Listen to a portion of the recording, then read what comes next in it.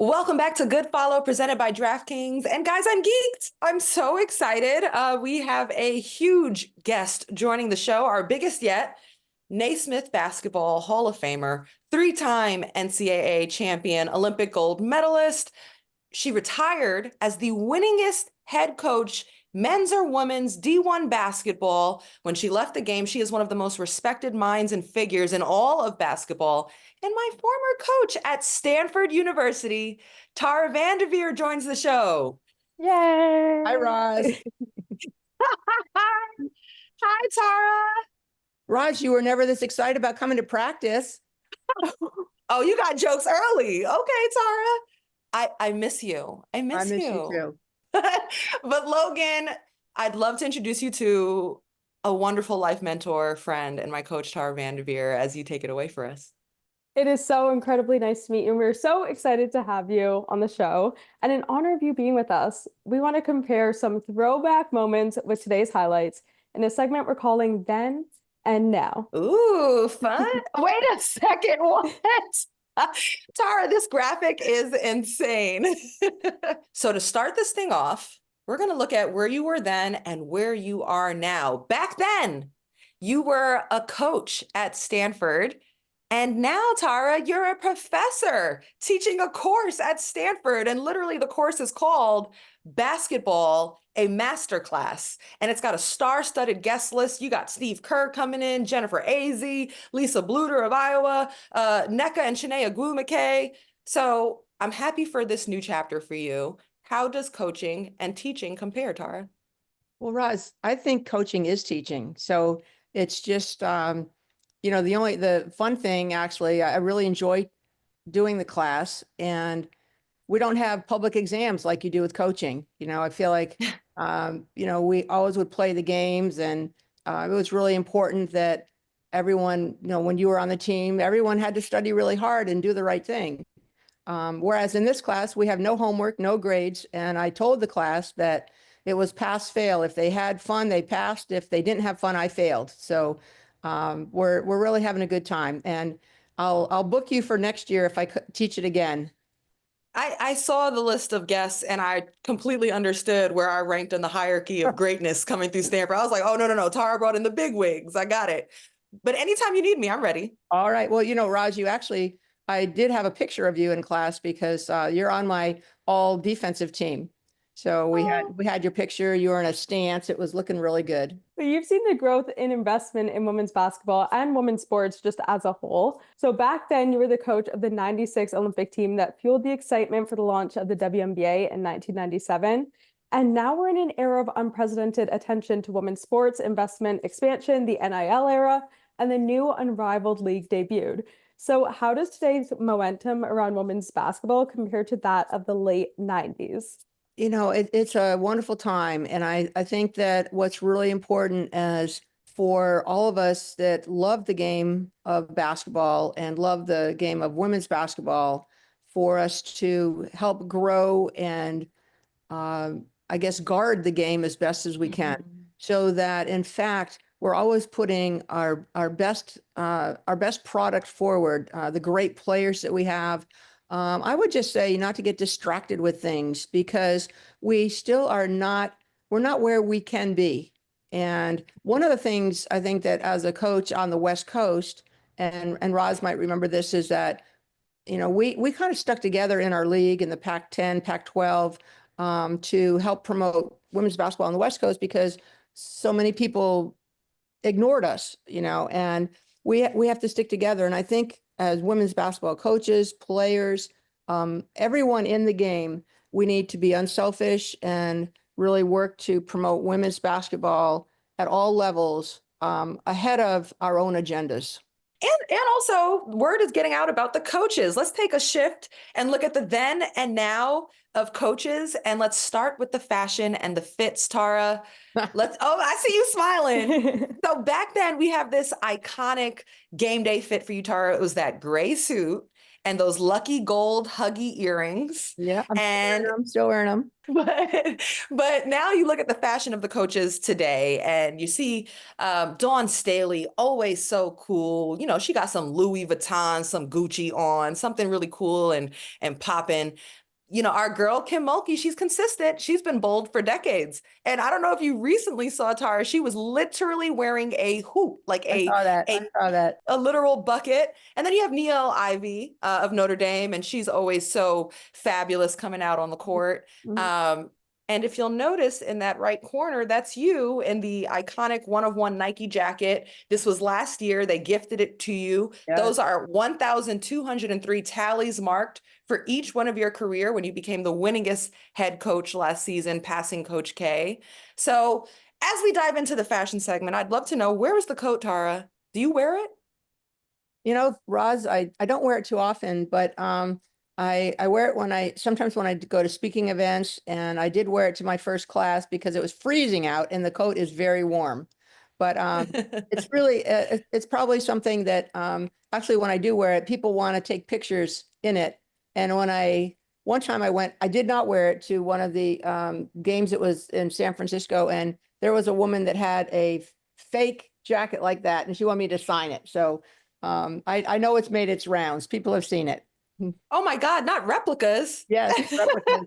Yes, Very cool and high impact on the first day of class to come in and just yes. stunt on them like Right. 1,203, baby.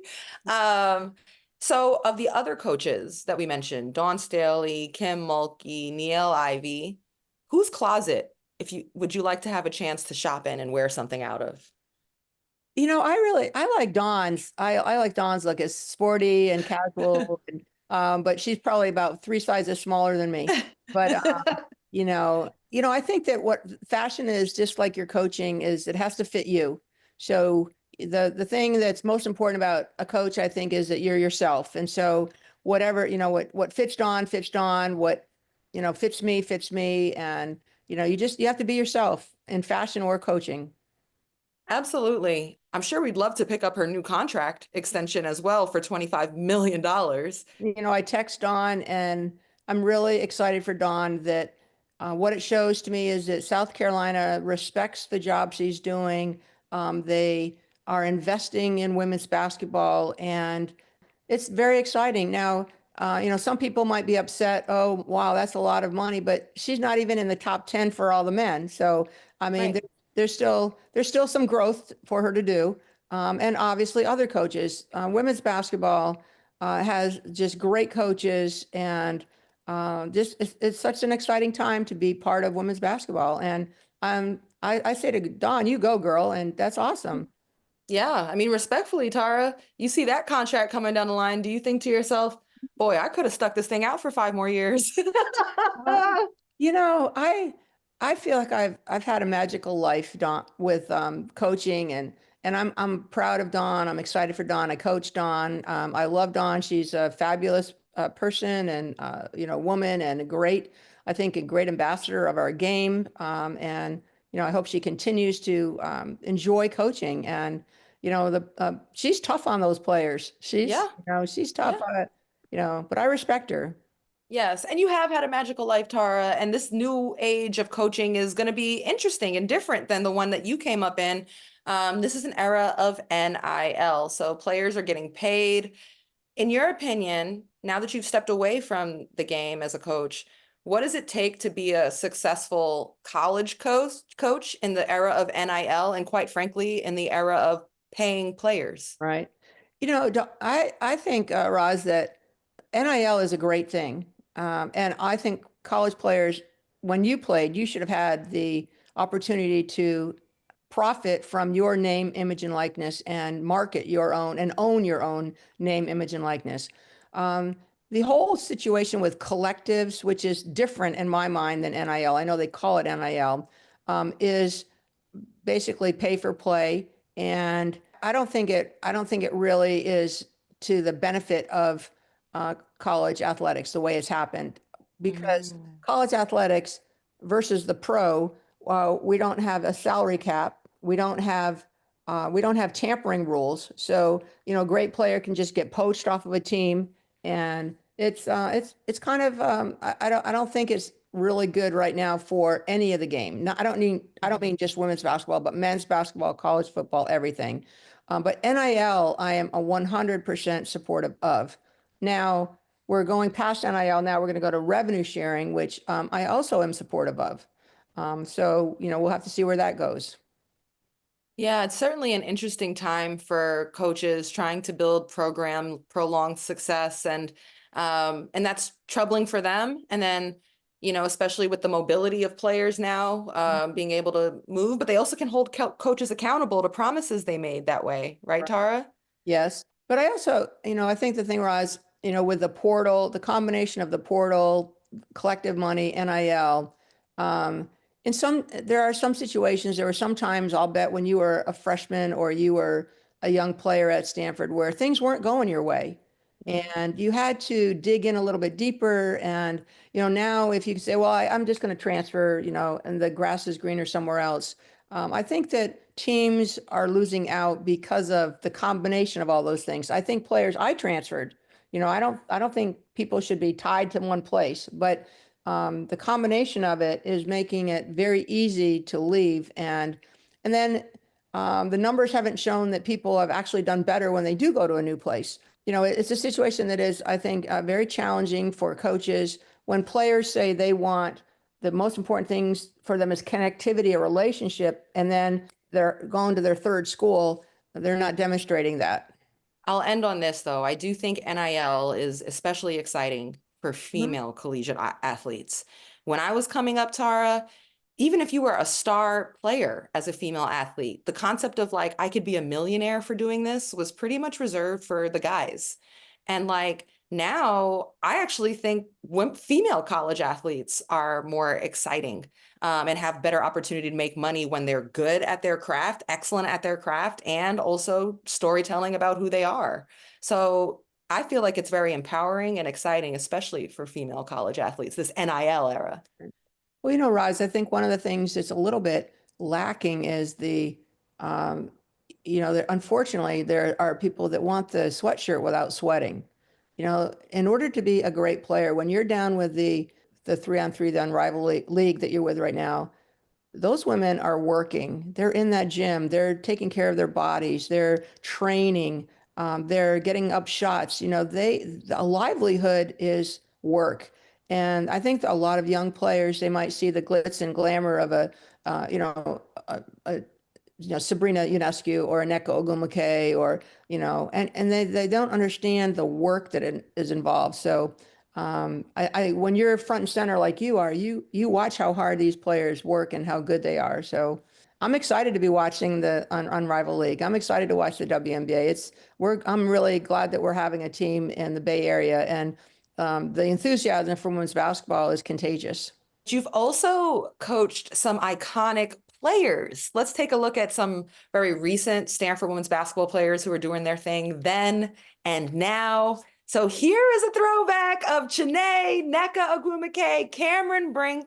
Where are they now? So Nneka and Chiney, they were #1 draft picks in the W. Cameron Brink went #2 in the WNBA. I'm sure you heard Cameron Brink just launched a podcast.